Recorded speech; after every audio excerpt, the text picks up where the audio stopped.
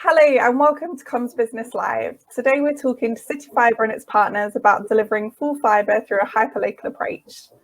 I'm delighted to be joined by Paul Ballinger from STL Comms, Mark Hanson from Logicomms, and CityFibre's Paul North and John Igoe.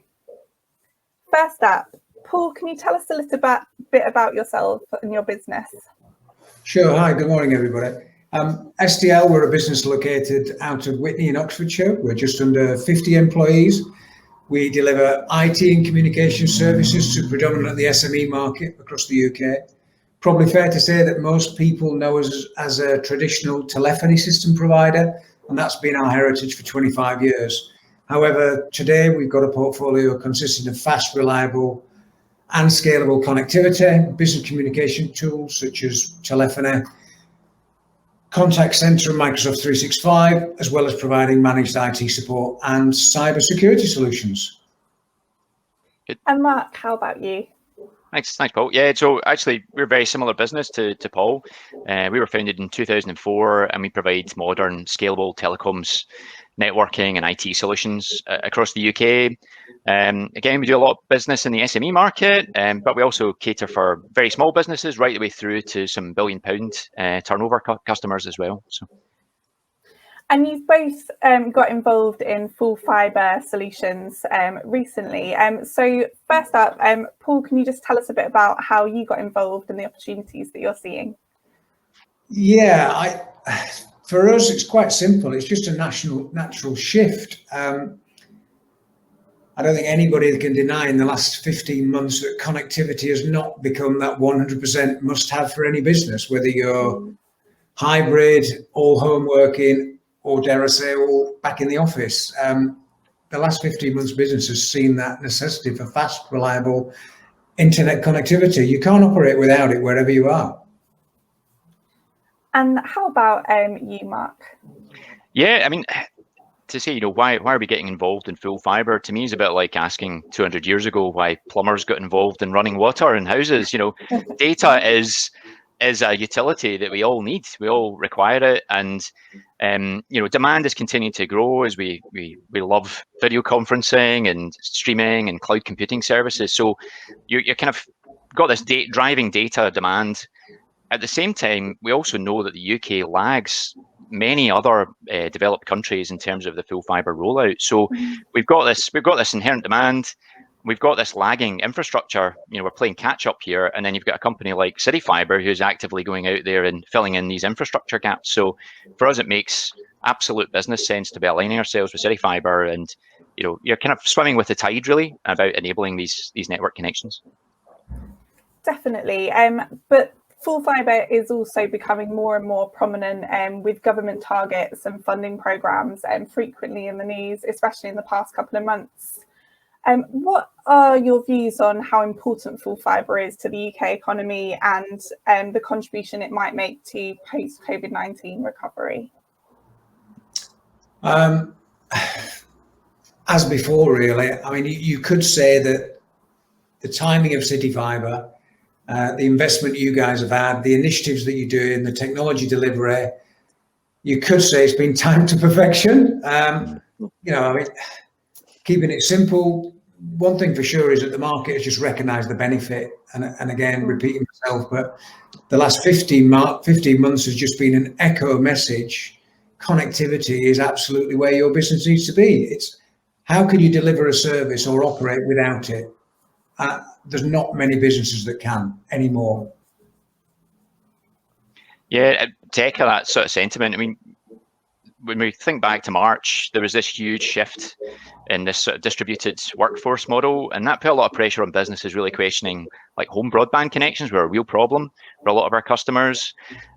We also found that there was a lot of issues in extending VPN access into those that had hosted servers on site. That then exacerbated the connection issues for the business as well. So we spent a lot of time just kind of really trying to help as quickly as we possibly could. In some cases, putting sticky plasters over solutions to try and just help them, trade.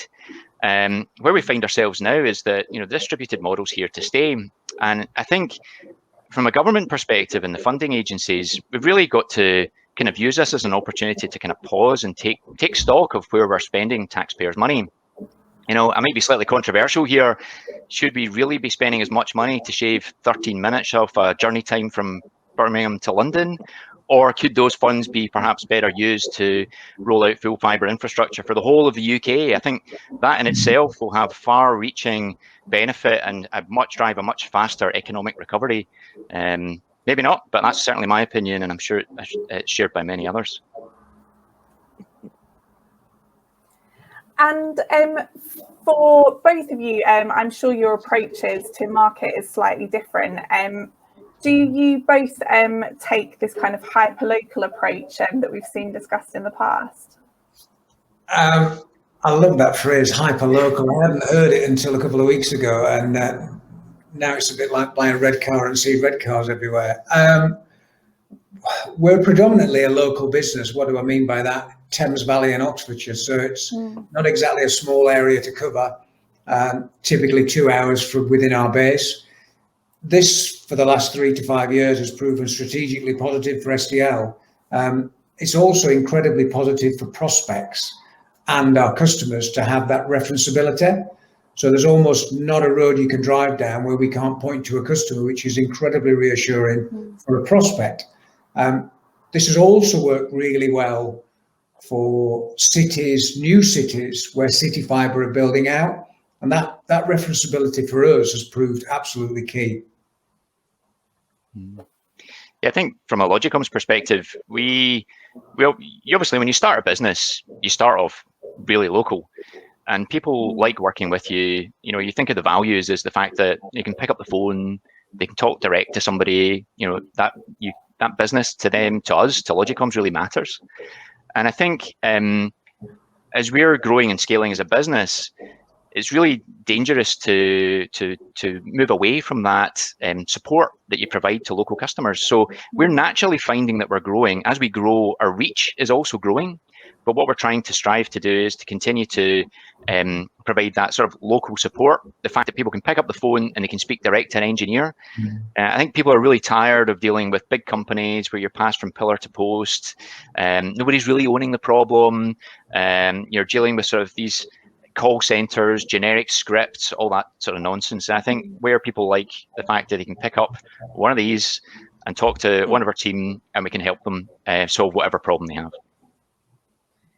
Definitely, and it sounds like from both of your perspectives, that kind of tailored approach has been really central to success. John and Paul, is that something that you kind of generally see from partners? Is it kind of the local perspective that's really important to those relationships?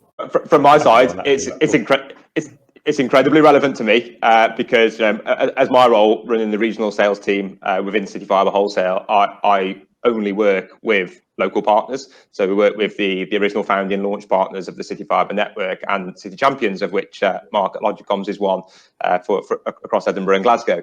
So yes, everything that we do day to day is supporting that hyper local approach. So as I've mentioned probably on my previous session, it's all about enabling that partner to grow their brand locally and supporting them with kind of sales and marketing campaigns locally. Something that we worked with Mark on last year was I think we did a virtual webinar. Was it early lockdown? I think, wasn't it?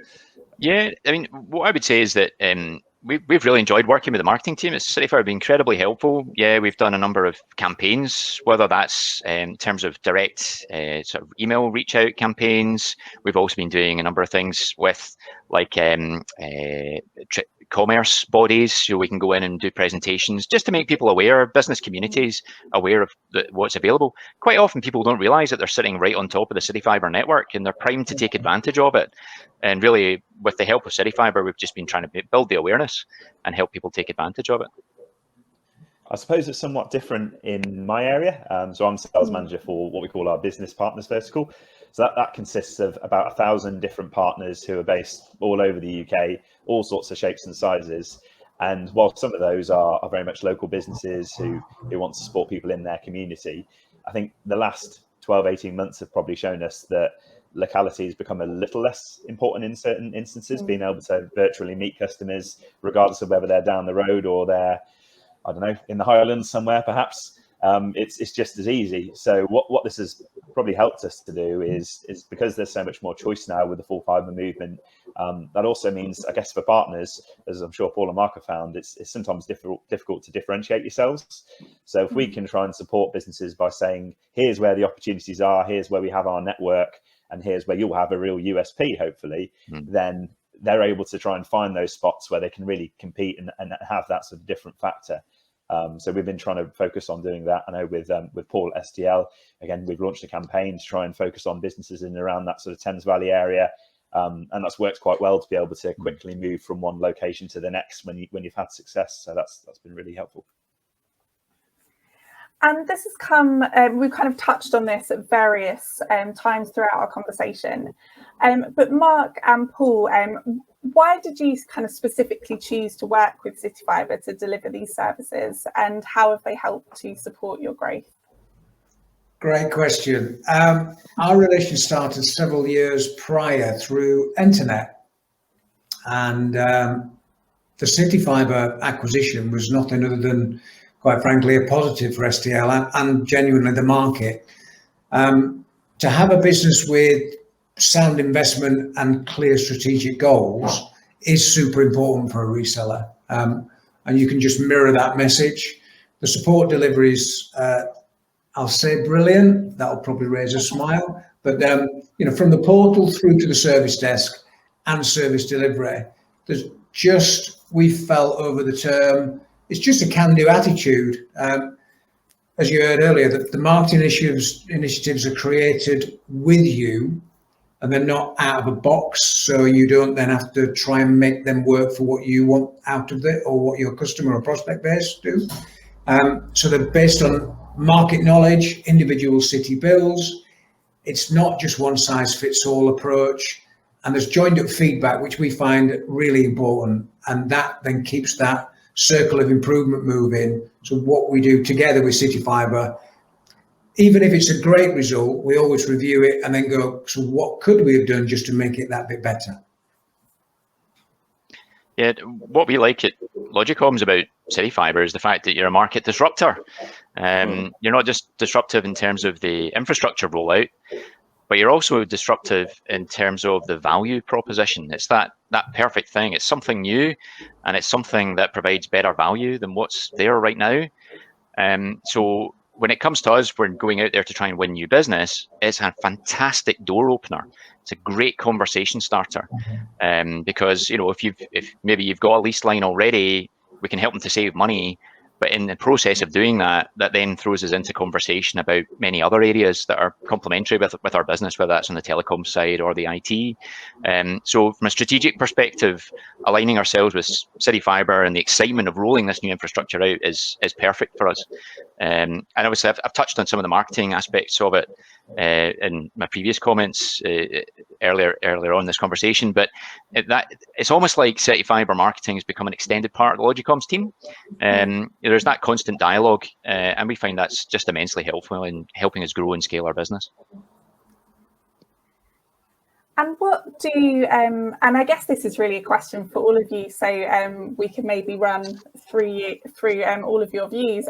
But what do you think is next for the market, and what do you expect to see in the next 12 months or so? Well, I think whoever goes last on this list has got the worst one, because we're always with all the smart answers first. I will do my best to give you a good answer without taking all the answers away from everybody. I think in all these things, there is no one answer. It's been touched on before and on this call. I think there's a continued development of services. The infrastructure rollout hopefully speeds up. That we do seem to be hitting speed bumps every now and again with our wonderful partners, Openreach, if I dare mention those. You guys are leading the charge, CityFibre, which is fantastic and great to be part of that journey.